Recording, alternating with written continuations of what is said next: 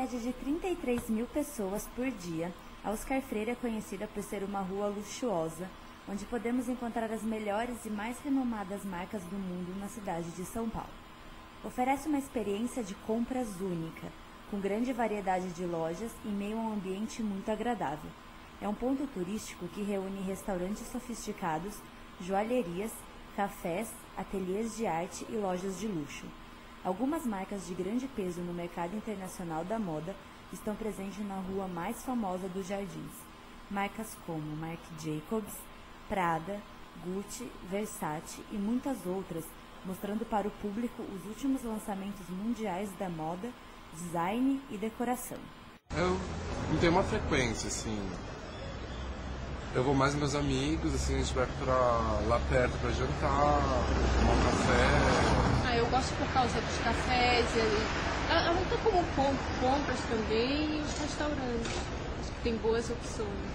Eu acho que lá é muito gostoso para passear, ver as vitrines, ver as pessoas que passam e também para comer. Tem várias coisinhas gostosas. O comércio de rua oferece muitas vantagens, além de tornar o passeio muito mais prazeroso.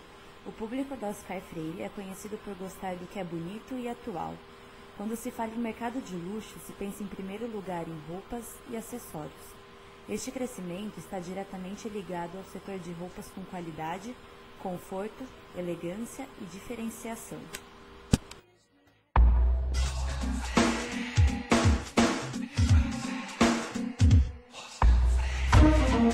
A Oscar Freire, uma das 10 ruas mais chiques e elegantes do mundo, está de cara nova.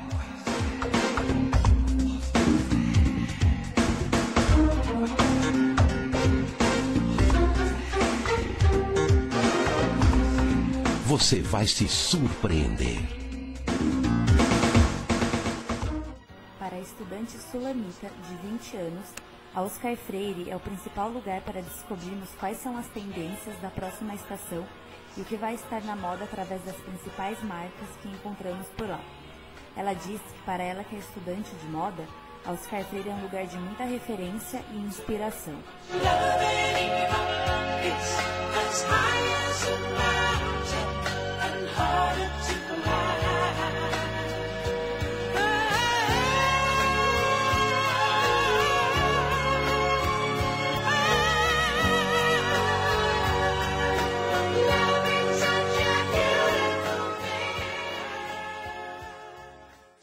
Então, Oscar Freire vende luxo, né? Então, lá quem procura é quem quer comprar luxo mesmo. Lá são as maiores marcas. Eu gosto muito da Oscar Freire porque tem lojas que não existem no shopping. Cause we're living in a world of fools, breaking us down when they all should let us be. We belong to you and me. I believe in you. You know the door to my very soul. You're the light in my deepest, darkest doubt. You're my savior.